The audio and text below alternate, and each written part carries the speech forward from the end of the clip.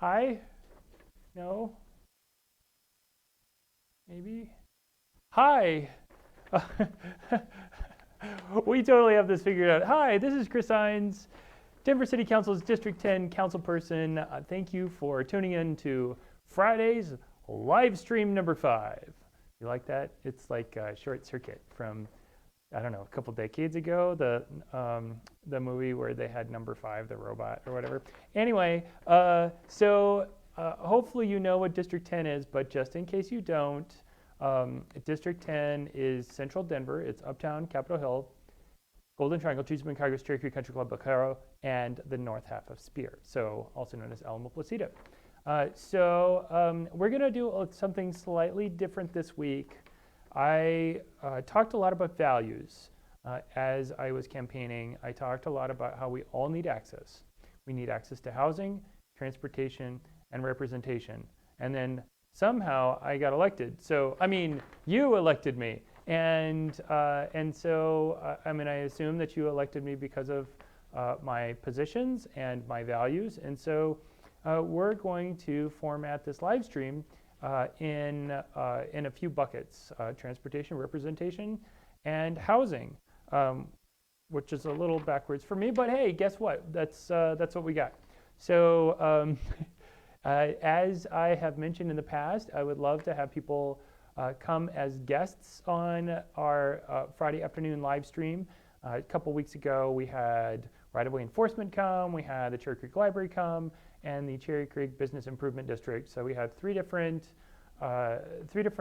guests in our live stream, and we actually live streamed live. I guess that's why they call it live stream, from the Cherry Creek Public Library, or the Public Library Cherry Creek branch. So at any rate, here we go. So let's talk a little bit about transportation. Last Sunday night, I attended the World Day of Remembrance for Traffic Victims Vigil. It was in Civic Center. It was at the little fountain. I forget what it's called. The Voorhees Memorial. There you go. And it was in remembrance of those who lost their lives in traffic crashes. Since 2016, we have had 235 fatalities in the city of Denver, and so we lit 235 candles. It was a personal event for me. I'm not going to tell you why. Oh, it tells me to tell you why. So this really is personal for me because in August of 2008, August 26th, the Democratic National Convention was here in Denver, and that Tuesday night I was in a crash, a traffic accident, or at the time they called it accident, but here now we call it crash. And actually I want to talk about that for a second. So the reason why we call it a crash instead of an accident is the word accident makes it sound like no one could have done anything about it. And it really was more a crash, as in if people pay attention to the road and they pay attention to those around them, then a lot of the crashes are actually preventable. So that's why the best practice now is to call it a crash instead of an accident. But at any rate, in August of 2008, I was in a crash, and I nearly lost my life. I did lose my ability to walk, but it is very important to me for us to make sure that we have the freedom to get from A to B and feel safe while doing it. I said that a lot on the campaign trail too, and it really is a personal experience for me. So let's talk about RTD. I actually had a meeting with Dave Genova, the CEO of RTD, this week, and it was the first time I was able to chat with him, and we didn't have a whole lot of time to meet, but we talked a bit about RTD and freedom and safety and access of transportation. So again, we should all have the freedom to get from A to B and feel safe while doing it. Are we actually live? Yes, all right. It's great that we're actually getting this technology figured out. It has only taken us 5 weeks to do it. So awesome. But at any rate, you might have heard that B-Cycle is discontinuing service in Denver, And B-Cycle's been around for a decade, and that is a multimodal option that we will soon no longer have. So I think it's the end of January is when B-Cycle will be discontinued. And also in the last week, we lost Car2Go. Or no, it was the end of October is when we lost Car2Go. So a couple weeks ago, and I feel strongly that we should make sure that everyone has the freedom to get from A to B safely, and that means using non-car transit as well. So we're going in the wrong direction, Denver, and we need to get more options that aren't single occupant vehicles, not fewer options. So the meeting with RTD was just to start the dialogue, but certainly I want to work with all the bus and train operators, the future bus and train operators, RTD, Amalgamated Transit Union 1001, who represent those operators, and obviously my colleagues on council and the executive branch in Denver to see what we can do to increase our options to non-car transit instead of decrease them. So let's see. Oh, also in transportation, District 10 has a bunch of high-rise buildings. Uptown, Cap Hill, Cheeseman, and certainly the north half of Congress are basically all multi-unit buildings. And when you have multi-unit buildings, you have a lot of elevators. So we have heard several complaints from people in District 10 that they're concerned about elevator safety and that sometimes things aren't working well with elevators. And sometimes when elevators don't work well, they don't work well for weeks or months at a time. And well, that's not okay. So I met with the state manager of conveyance and the Denver Fire Department. The state manager of conveyance is a state employee, and he oversees rules and regulations regarding all sorts of conveyance devices, mostly elevators, escalators, and moving walkways, so like at the airport. And then the fire department here in Denver, they actually administer the conveyance rules and regulations that are set at the state level. I learned in this conversation that Denver Fire Department rescues an average of 9 people every day from stuck elevators in Denver.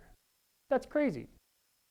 That's crazy. And in fact, actually 2 days ago, I was stuck in an elevator. So it took about 45 minutes for me to get out. We didn't have to call the fire department to get me out, but that was obviously pretty frustrating.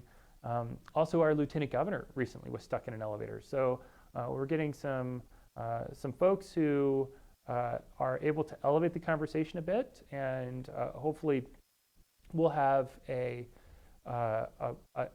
additional way for us to provide visibility into our conveyance and making sure that they all operate correctly. I want to put a bug in your ear if you have interest in hearing more about elevators, or if you have comments on elevators in Denver or District 10, please let us know. You can email district10@denvergov.org. That's in the lower right-hand corner. I think it's that way. And right there. And so, yeah, please let us know. Also, the City Council Committee, LUTI, not Looney, LUTI, L-U-T-I, Land Use and Transit Infrastructure, is having a public hearing and we'll have public comment about conveyance devices on December 3rd. LUTI meets at 10:30 in the morning, so come on down and tell us about your experiences with elevators, escalators, moving walkways, and other conveyance devices, and how we can make sure that we represent you in a meaningful way. There's more stuff on this. The cities. There's a whole paragraph in my notes. It's almost like I'm reading this for the first time. Totally not. Luckily, the city's working to update our building and fire codes. So the fire department and CPD, that's community planning and development, not the police department. They're updating their the rules, and it will go through committee on December 3rd, and then it will go before full council. I think it's the week between Christmas and New Year's, so December 28th, somewhere around there. So that's what I've got on transportation for now. And if you are watching and you have questions, I do want to remind you, you're welcome to let us know, and we'll be happy to answer your question. And so please, if you have comments, please let us know. I want to move to housing. Also this week, we met with the organization that is considering rebuilding or renovating the historic structures. There are 4 of them at Colfax and Franklin. And so we met with the developer that's working on the project.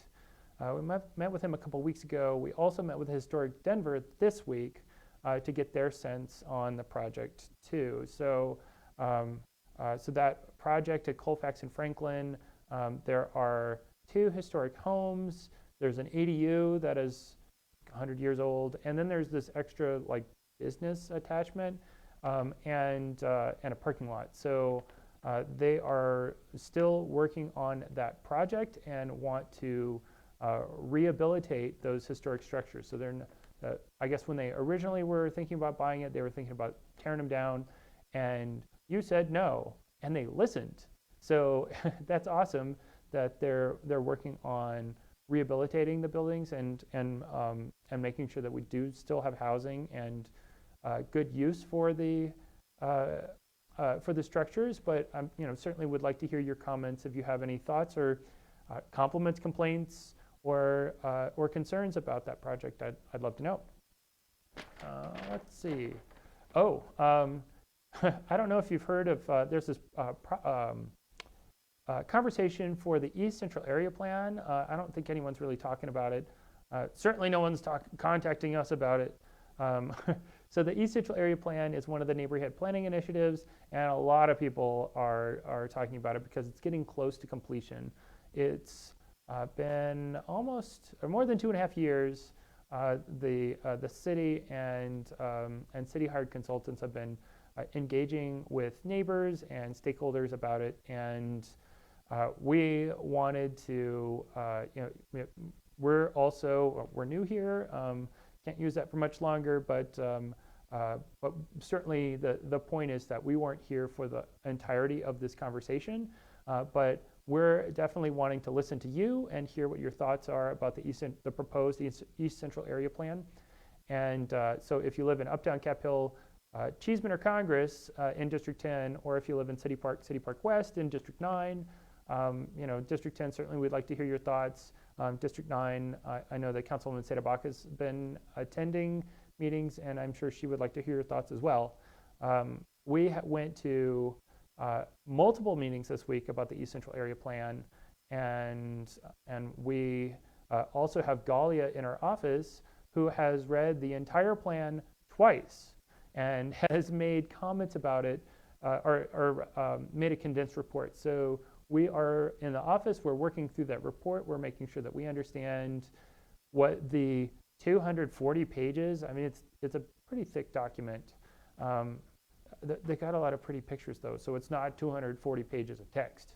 But we're working our way through the, making sure that we understand the draft, and we're also working our way through your comments, and we'd love to hear more. There's still opportunity for comment, at least through the end of the year, and based on those comments, we might extend for longer. But obviously, we want to make sure that we're not wasting your time by extending comments when no one has any, or extending the comment period when no one has any. But if you still have thoughts, concerns, complaints, whatever, please let us know. Also, another thing that you can do is you can go to denvergov.org/East Central Plan, and you can provide comments. It's kind of cool. This is something new that Denver's trying, but you can make comments in the document, and you can see what comments other people have written too. So that's kind of fun to hear, or to look at the comments and then, or look at the document and see if someone else has already made the comment that you were intending to make. And if not, obviously, please, we'd love to hear your input. If someone else has already made the comment, then that's good for you to know as well. So there is, we're also looking for navigators. So we want to make sure that we understand everyone's thought and concern in District 10, and so we're while this comment period is underway, we want to kind of train some trainers, some people in the various neighborhoods in District 10 who can maybe host East Central Area Plan meetings in their homes or nearby at a coffee shop or wherever, and we're not set necessarily on the specific execution, but we want to make sure that we get the word out. And I talked a lot about accountability and transparency, and we want to make sure that people feel heard, and this is one of the ways that we intend to do that. So if you want to be a navigator, if you're willing to open up your home or facilitate a meeting nearby, please let Galia know. It's her email address is galia.halpern, Galia Halpern @denvergov.org. Let's see, representation. So I talked about how we all need access to housing, transportation, and representation. So some of the representation that we have provided on your behalf, residents and voters in District 10, include the Citizen Oversight Board. We went to a meet and greet, and we learned about the Citizen Oversight Board and the people who were on the board. We also talked with Araj Jahani, who's on the Citizen Oversight Board Nominating Committee. So he's part of the committee that nominates the people who go to the committee, and so it was really neat to get perspectives from both the board and the nominating committee, and the independent monitor was there too. So like I said, I really think that we need more transparency and accountability in our city, and this is one of the several ways that you as voters said we want to make sure that we have some independent oversight and accountability, and so we hear you, and we're engaging with those organizations as well to make sure that they have what they need to make sure that they represent you just as we're representing you. And the nominating committee is looking to fill vacancies on the Citizen Oversight Board. So if you have interest in serving on the board, or if you know someone who would be a good candidate, please let us know. You can contact us by phone, 720-337-7710. That's down in the corner too. Or you can email us, district10@denvergov.org. You can send us a Facebook message. We do not accept carrier pigeons. Or do we? Did we? Okay, we're still working on the carrier pigeon reception process, but we'll let you know when that gets done. Let's see. So we also went to the Neighbors for Greater Capitol Hill annual R&O meeting this week, and we talked about both housing and transportation at the R&O meeting. They too discussed the East Central Area Plan, making sure that people are aware of it, and they wanted to talk about zoning and transit to make sure that that they're in the loop on what's happening in their territory, which is basically everything in District 10 north of 9th or 6th. It's one of the two. So, and I apologize for Neighbors for Greater the Capitol Hill that I don't know your exact territory. And if you're not familiar with Neighbors for Greater Capitol Hill, they just became an R&O in July. So we're still playing a little bit of catch up to make sure that we know who they are and they know who we are, and so there's that.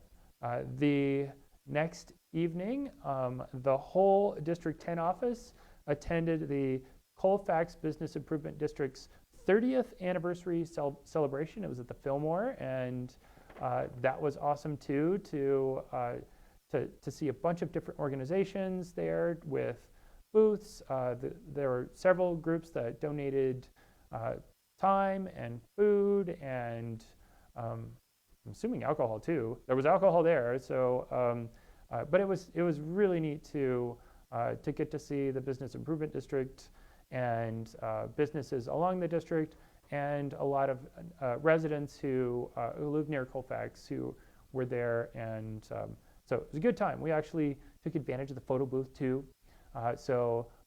We have a few photos with our Denver Police Department community resource officers, and I don't. Maybe we'll share those. I don't know. I think I left my photo booth photos at home, but maybe we can put them online here in a bit. If you're interested, let us know. So last night I went to the National Civic League's listening session. The Office of Disability Rights in the City and County of Denver is doing a survey about accessibility in Denver and in city-owned structures, mostly buildings, I think. But the conversation last night was educational and informative. We learned a lot about access in our buildings and between our buildings. So we need to make sure that we have accessible buildings, and then we need to make sure that we can access those buildings from wherever we are.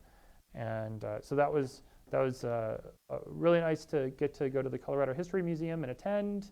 It was really cold, so we probably had fewer people than we might have otherwise. What are you doing the Edvard Munch, the Scream? No? Oh, hi, Councilman Herndon. All right, so we've talked about housing, transportation, representation. Let's talk a little bit about next week. How much time do we have? 9 minutes. 9 minutes. Well, great. So next week the council committee meetings are canceled next week because of I don't know, there's some holiday or something. I don't know. But seriously, happy Thanksgiving. I don't know if we're going to do a live stream next Friday or not. We'll see about that. I think that we'll be a skeleton crew in the District 10 office on Friday, but I think that we'll have at least one person here. But before we all rush off to spend time with friends and family, that's what the script says. Council will be voting on minimum wage. So we're basically at the final stretch on the minimum wage increase bill. We had multiple meetings, even as recent as yesterday, about minimum wage, and we heard from more business owners and residents in District 10. And this is, all the easy things that face our city are solved before they come to Denver City Council. We're tasked with all the hard decisions, and it's difficult for us to understand and weigh all the various constituencies in District 10. So on the one side, you have Cherry Creek and Country Club, and you have a lot of business owners who run businesses. Up on Colfax, you have, see there, it's all right behind me. I'm pretending like I know where I'm pointing to. I don't actually have a mirror. But up on Colfax, there are a lot of small business owners that want to make sure that they can succeed. And then on the west side, you get Capitol Hill, and you've got janitors, and you've got house cleaners, and you've got people who can barely make ends meet. And so that's some of the things that we have to weigh as members of council. And even within District 10, there's no consensus. People feel very strongly on both sides of the minimum wage discussion, and